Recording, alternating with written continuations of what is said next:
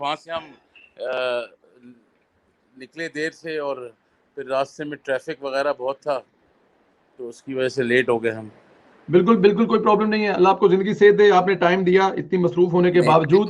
سر سب سے پہلے تو ہمیں یہ بتائیں کہ کیا اہم فیصلے ہوئے ہیں آج کی جو بیٹھک تھی, آج کی جو میٹنگ تھی, آج کا جو بھی آپ کا لائحہ عمل تھا, کیا اس میں فیصلے ہوئے ہیں؟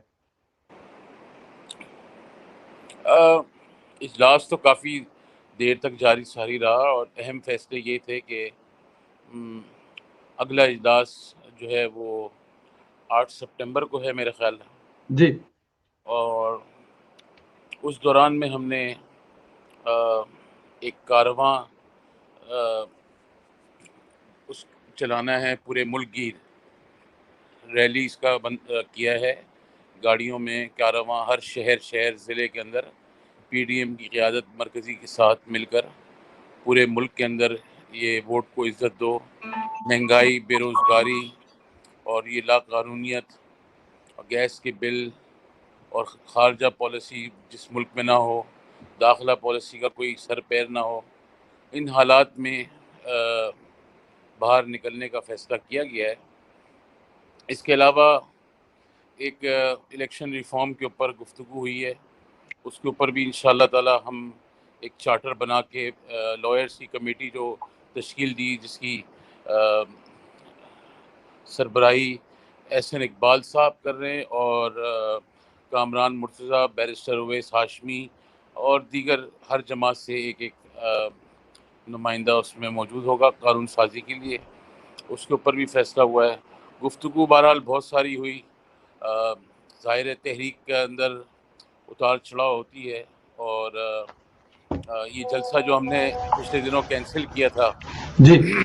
اس کے اوپر بھی گفتگو کی گئی کہ جلسہ کینسل کیوں کیا گیا تھا, اور وجوہات اس کی یہی تھی کہ محرم الحرام کا بابرکت مہینہ شروع ہوا تھا اور 9 اور 10 بہت قریب تھی, تو کسی بھی ایسی سچویشن سے افراتفری سے بچنے کے لیے ہم نے یہ کینسل کیا تھا جلسہ.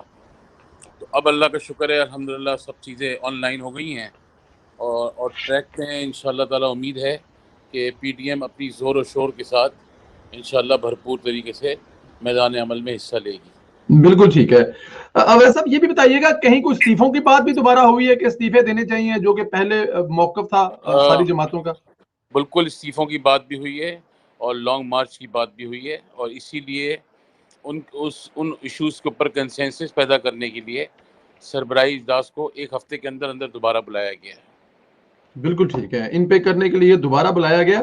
مستقبل میں آئندہ انتخابات پی ڈی ایم جماعتیں اتحاد بنا کر بھی لڑ سکتی ہیں, اس پر بھی بات ہوئی کوئی؟ یہ ایک فطرتی عمل ہوتا ہے. بعض دفعہ ایسا ہوتا ہے کہ اس میں ہر صوبے میں ہر جماعت کا ایک الگ منفرد قسم کا رول ہوتا ہے. بعض صوبوں میں پی ٹی آئی کے مقابلے میں جے یو آئی مقابلہ کر سکتی ہے, اور بعض صوبوں میں بعض جگہوں پہ نون لیگ ہے, دوسری جماعتیں ہیں, وہ مقابلہ کر سکتی ہیں. لہٰذا ابھی اس پہ غور و فکر یہ کیا ہے کہ اگر ہم اس اسٹریٹجی کو ابھی فی الحال وقتی طور پہ یہ ڈیلے کریں اس پہ اور اپنی تحریک کے اوپر زیادہ فوکس کریں, وہ زیادہ بہتر رہے گا, کیونکہ ہم یہ سمجھتے ہیں کہ آئندہ آنے والے دنوں میں انشاءاللہ ملک کو ایک جلد فریش, فیئر, فری اور ٹرانسپیرنٹ الیکشن کی طرف لے جایا جائے. بالکل ٹھیک ہے سر.